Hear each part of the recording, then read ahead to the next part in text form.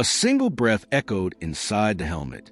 Outside, the world was silent. No wind, no life, just a cold hush of a dead battlefield. The sky above was dark, not with night, but with ash and dust from ships that had burned in orbit. Below, the ground was cracked and scorched, littered with the remains of both human and alien alike. He stood alone now, surrounded by silence that pressed against his ears like pressure underwater. His suit was damaged, armor scorched and dented, the left arm barely responding. His HUD flickered between red warnings and useless data feeds. Oxygen, 12%. Systems, failing. Life signs, only his own. He had seen better days. Hell, he had seen worse too. But this was something else entirely.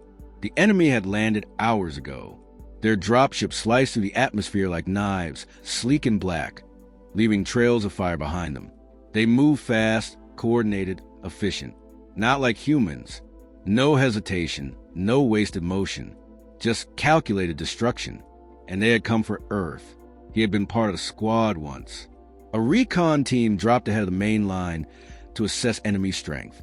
That was before comms went down, before the first wave hit, before the sky turned red with burning metal and blood. Now, he was the last one standing. He crouched low behind a crumbling wall, scanning the horizon. Shapes moved out there, tall, angular figures gliding across the terrain like shadows made real. They weren't running. They didn't need to. They were hunting, and he was their prey. His rifle was still functional, though the grip was cracked and the thermal scope half-blinded by smoke residue. He had 2 full mags left. Maybe enough for a few shots if he aimed right. If he got lucky. But luck hadn't been on his side today. He exhaled slowly, forcing himself to stay calm. Panic wouldn't help. Fear wouldn't help. Only focus mattered now. He had trained for this. Survived worse odds before. He could do it again.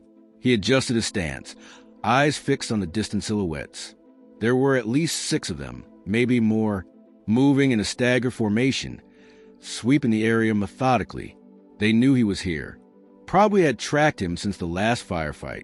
One of them stopped. Then another. They paused as if listening, heads tilting slightly, their elongated forms eerily still.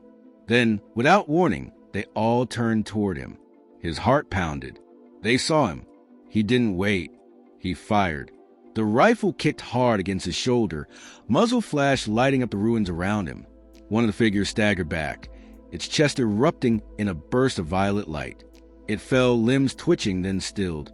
3 more shots followed, each one landing true. 2 enemies down. 4 left. They scattered instantly, vanishing into cover like smoke. Silence returned, heavier than before. He reloaded quickly, fingers moving on instinct. Sweat dripped down his temple, mixing with the taste of iron in his mouth. He needed to move. Staying put was suicide. He took off, sprinting low through the wreckage, boots crunching over broken glass and twisted metal. Explosions erupted behind him, sending shrapnel slicing through the air. One grazed his leg, pain flaring like a hot poker. But he kept going.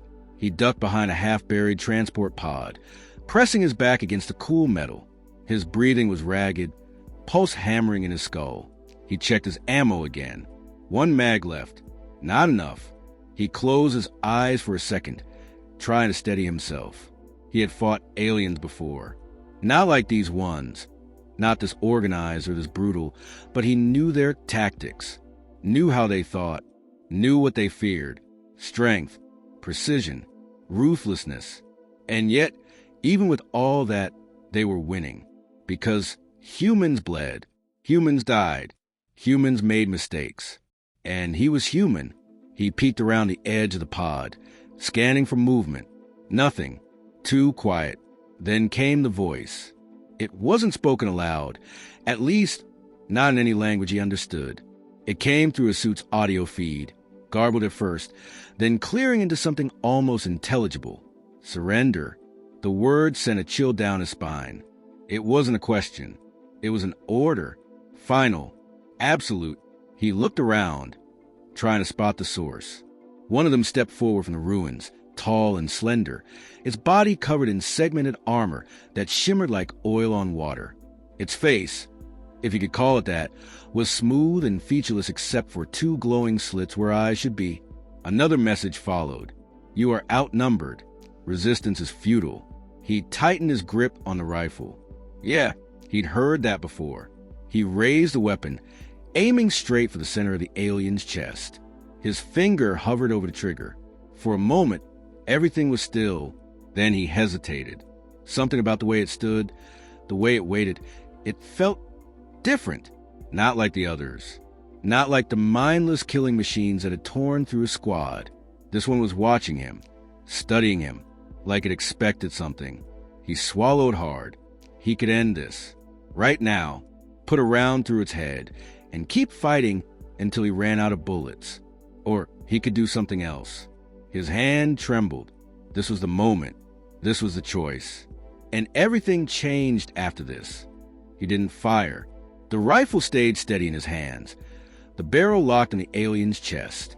His breath came slow and deep, but his mind raced faster than he could follow. Every instinct screamed at him to pull the trigger, to end this threat before it ended him. But something deeper, quieter, held him back. The alien didn't move. It simply stood there, watching, waiting. Behind him, the ruins were silent. No movement from the others. Were they holding their ground? Had they retreated? Or were they preparing for something worse? His HUD flickered again, throwing up more red warnings. Suit integrity, compromised. Oxygen, 10%. He didn't have time to hesitate. He needed a plan. Fast. Surrender. The voice came again, clearer now, almost human in tone but lacking warmth, emotion, anything that felt real. He exhaled slowly. I've heard better offers. The alien tilted its head slightly, as if processing his words. Then, without warning, another figure emerged from the shadows behind it. This one was different. Taller, heavier armor, more angular limbs. It moved with purpose, scanning the battlefield like it was calculating every possible outcome of this encounter. Then a new sound filled the air, a low hum, growing steadily louder. Above them, the sky darkened further as a massive shadow passed overhead. A dropship, not human, not friendly. Reinforcements. His stomach twisted. They weren't just here to kill him. They had come prepared to take him alive. He took a step back, eyes darting between the two aliens.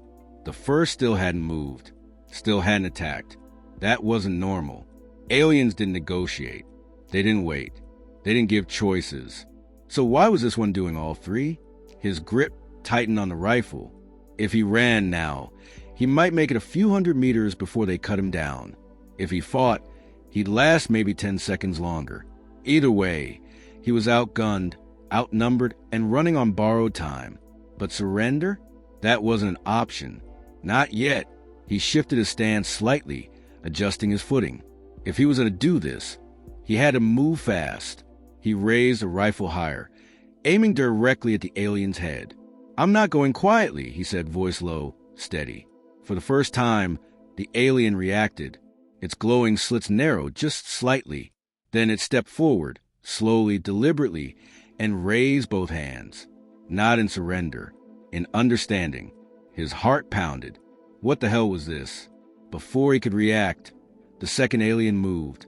In a blur, it closed the distance between them, moving faster than any human ever could. One moment it was across the battlefield. The next it was right in front of him. He barely had time to raise his weapon before it struck. Pain exploded through his ribs as a powerful blow sent him flying backward. He hit the ground hard, the impact knocking the wind from his lungs. His vision blurred, stars flashing at the edges. Then everything went black. When he woke, he was no longer outside. The cold air was gone. The smell of scorched earth had been replaced by sterile metal and ozone. He was lying on a smooth surface, surrounded by dim blue light. His body ached, especially his ribs, but he was still breathing, still alive. He tried to sit up, but restraint snapped tight around his wrists and ankles, locking him in place. Panic surged through him, but he forced himself to stay calm. He had been captured before. He had gotten out then.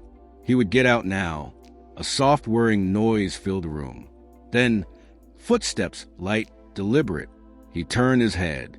The first alien stood over him. It looked even taller now, its form silhouetted against the pale glow of the walls. Its featureless face stared down at him, unreadable, unfeeling. "You resisted," it said, voice flat. "Why?" He blinked, trying to clear his thoughts. "Because I'm not stupid enough to believe you'd let me live." The alien tilted its head again. "You assumed death. I assumed survival meant fighting." Silence stretched between them. Then, unexpectedly, the alien reached out and pressed a hand against his chest, right over his heart. He flinched instinctively, expecting pain, but none came. Instead, the alien's touch was strangely warm, almost curious. "You are unlike the others," it said after a long pause. He frowned. "Others? The ones who killed without hesitation, who burned our cities, who slaughtered our kind." His breath caught. This wasn't just a soldier. It was something else. A prisoner? A survivor? Or something far worse? Before he could ask, the alien stepped back, and the restraints released with a quiet hiss. He sat up slowly, muscles screaming in protest. His rifle was gone. So were his grenades. But he was free. For now. The alien gestured toward a door at the far end of the room. "Come." He hesitated. This was a trap. It had to be. But something told him, if he wanted answers, if he wanted to understand what was really happening, he had no choice but to follow. He stood and walked into the unknown. He stepped forward. The door slid open with a soft hiss, revealing a long corridor bathed in the same dim blue light. The walls were smooth, metallic, but not cold like steel, more like something grown rather than built. Organic curves ran along the surface, pulsing faintly as if responding to their presence. He followed the alien down the hall, each step careful, deliberate. His body screamed in protest. Every movement a reminder how badly he'd been hurt. But pain was just another obstacle. He dealt with worse. Behind him, the second alien took position at the rear, silent and unmoving. No words, no gestures, just watching. They passed through several more doors, each one sealing shut behind them with a quiet finality. Eventually, they entered what looked like a command chamber. Holographic displays floated in midair, filled with symbols he couldn't understand. Alien tech, advanced, efficient, terrifying. The first alien turned to face him. "You are not like the others," it repeated, voice unchanged but somehow heavier now. "You did not kill." He exhaled slowly. "I didn't see the point." That seemed to confuse it. Its head tilted slightly, as if parsing his words for hidden meaning. "Killing is survival." He shook his head. "Not always." Silence stretched between them. Then the alien moved closer, its glowing slits narrowing. "You were given the chance. You hesitated." "I made a choice," he corrected. The alien studied him for a long moment. Then, unexpectedly, it reached out again, not to harm him, but to place its hand against his chest once more. This time, he didn't flinch. "You do not fear death," it said, "and yet you chose restraint." His jaw tightened. "Maybe I just don't enjoy killing." That earned a reaction. The alien's posture shifted, almost imperceptibly, but he caught it. A flicker of something unreadable in its stance. Was it fear? Confusion? Disbelief? It pulled his hand away. "You are dangerous," it finally said. He let out a short, bitter laugh. "I wasn't the one pointing a gun at your head." "No," the alien agreed, "but you threatened something far worse." He frowned. "What?" The alien stepped back, gesturing toward the floating displays. One by one, they changed, showing footage from earlier, from the battlefield, from when it stood there, rifle raised and chosen not to fire. He watched himself hesitate, watched the alien stand still, watched the others retreat into cover, watched the moment everything changed. And then, something else appeared on the screen. Another battle. But this time, it wasn't humans fighting aliens. It was aliens fighting other aliens. Chaos erupted across the display. Ships colliding, weapons firing, entire cities burning. And in the center of it all, a single figure stood amidst the wreckage. An alien, identical to the one before him. Except it wasn't moving. It was standing exactly as he had. Rifle raised, finger on the trigger, and then nothing. It lowered the weapon, and the war stopped. His breath caught. "What the hell is this?" he asked, eyes locked on the screen. "This is our history," the alien answered. "Before we became what we are." He turned to look at it fully. "You used to be like me?" "We used to believe in mercy," it said, "until we learned that mercy is weakness, that only strength survives." He swallowed hard. "And now," the alien's voice changed, lower, almost haunted. "Now we remember." A heavy silence settled over them. He looked back at the screen, watching the alien lower its weapon again, watching the battlefield fall into stunned silence, watching the enemy hesitate, just like they had, just like he had. He felt something stir inside him, an understanding, slow and creeping. "They're scared of us," he whispered. The alien's gaze met his. "Yes." He shook his head. "No, you don't get it. They're not scared of our weapons. They're scared of this." The alien didn't answer, because it already knew. He clenched his fists. "You told me killing was survival. But what if it's not? What if not killing is what terrifies them most?" The alien's expression, if it could be called that, remained unreadable, but its next word sent a chill down his spine. "That is why you must choose again." His stomach twisted. "Choose what?" The alien stepped aside, revealing another display, one that showed the current battlefield. Dozens of human soldiers, pinned down, surrounded by alien forces. The air was thick with smoke, gunfire, screams. His people, outnumbered, outgunned, dying. He turned sharply. "You brought me here to make a decision." "Yes." His hands curled into fists. "What kind of decision?" The alien extended a hand toward him, palm up. In its grasp, a small device glowed, a detonator. "The war can end," it said, "with one act." He stared at it. "What happens if I press it?" "The base beneath us will collapse. All life within this sector will be lost." His breath hitched. "And if I don't?" The alien's voice dropped, almost reverent. "Then we remember who we were." He looked back at the screen, at the dying soldiers, at the chaos above the ruined city, at the bodies littering the ground, at the choice. His fingers hovered over the detonator. One action, one moment, one decision, and the war would either end in fire or begin again in something else, something terrifying, not because of violence, but because of mercy. His heart pounded. He closed his eyes and chose. The explosion never came. He stood there, the detonator in his palm, heart hammering like a war drum. The alien watched him without blinking, its glowing slits fixed on his face, as if trying to read the unspoken truth behind his hesitation. Then, slowly, deliberately, he opened his hand and let the device fall. It clattered onto the metal floor with a sound louder than it should have been. Silence followed. Not the silence of death, not the silence of fear, but the silence of something unfamiliar. Possibility. The alien didn't move, didn't speak, didn't react. But something changed in the way it looked at him. Something subtle, as if, for the first time, it wasn't seeing an enemy. It was seeing something else entirely. A human, not just a soldier, not just another casualty of war.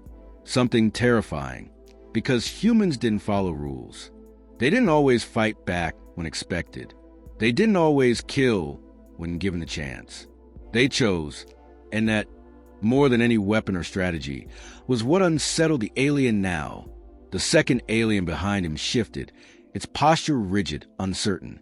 It had expected violence, expected destruction, expected the same ruthless efficiency that had marked every human they had ever fought. Instead, it got restraint, and that made no sense. "You would rather die than destroy us?" The first alien asked, voice quieter now, almost reverent. He exhaled through his nose, shaking his head. "I'd rather not destroy you." That earned a flicker in the alien's stance, an almost imperceptible twitch, like a machine recalibrating. "Why?" it asked. He looked past it, toward the battlefield still playing out on the display. His people were still fighting, still dying, But they weren't alone anymore. Behind them, something had changed. Alien forces had stopped advancing. Some had even withdrawn. Others stood motionless, watching, waiting. Confusion rippled across their ranks. The war had reached a breaking point. Not from force, not from strategy, but from a single act of defiance. Choosing not to kill. "I don't know," he admitted finally, eyes locked on the screen. "Maybe because I've seen too much death. Maybe because I'm tired of it. Or maybe," he hesitated, then met the alien's gaze again. "Maybe because I believe you're capable of more than this." The alien tilted its head slightly, processing. Then, unexpectedly, it turned away and gestured toward the displays.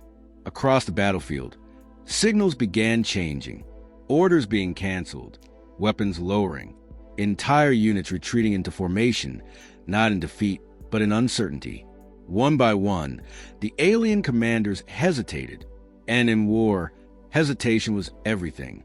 He felt it before he saw it. The shift in momentum, the moment the tide turned not from bullets or bombs, but from something far less tangible, understanding, or at least the beginning of it. The second alien stepped forward, its posture stiff, confused. It looked between him and its leader, then spoke in their native tongue, a rapid series of clicks and hums that carried tension, urgency. The first alien responded with a single word, and then, impossibly, it turned to him. "We will withdraw." His breath caught. "What?" "We will recall our forces. Cease hostilities. For now." He stared at it, stunned. "But why?" The alien's glowing slits narrowed slightly, as if considering the question carefully. "Because you did not kill when you could have," it said simply, "and we do not understand why." That was all. No grand speeches. No declarations of peace. Just a quiet acknowledgement that something had changed. And sometimes that was enough. The alien turned and walked away, disappearing down the corridor. The second one lingered a moment longer, studying him with something close to unease before following. He remained standing there, staring at the empty space where they had been, alone, alive, and somehow more afraid than ever, because he hadn't won. Not really. He had just done something the enemy couldn't predict, and that scared them more than anything else ever could. Back on Earth, the news spread fast. An entire alien fleet had pulled back without explanation. A battle that should have ended in annihilation had ended in retreat. Commanders were baffled. Analysts scrambled for answers. Politicians argued over what it meant. But none of them knew the truth. None of them had been there. None of them had held the detonator.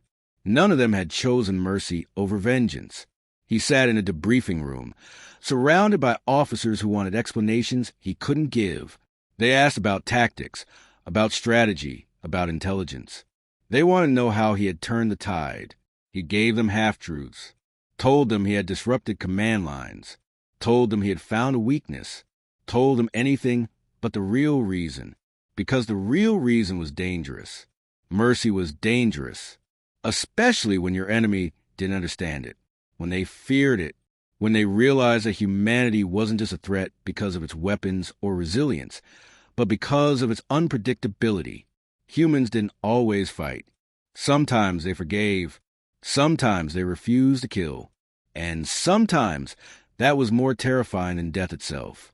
Weeks passed, then months. The war didn't end overnight. There were still skirmishes, still battles, still bloodshed. But something had changed. The aliens fought differently now, less coordinated, less certain, like they were waiting for something, waiting to see what humans would do next. And slowly, whispers spread among the enemy ranks. Stories of a human who had been given the chance to destroy them, and hadn't. Stories of a choice that made no sense. Stories of something terrifying, not because of power, not because of strength, but because of restraint. And somewhere, deep within the alien command structure, those stories took root. Doubt, curiosity, fear, and maybe, just maybe, hope.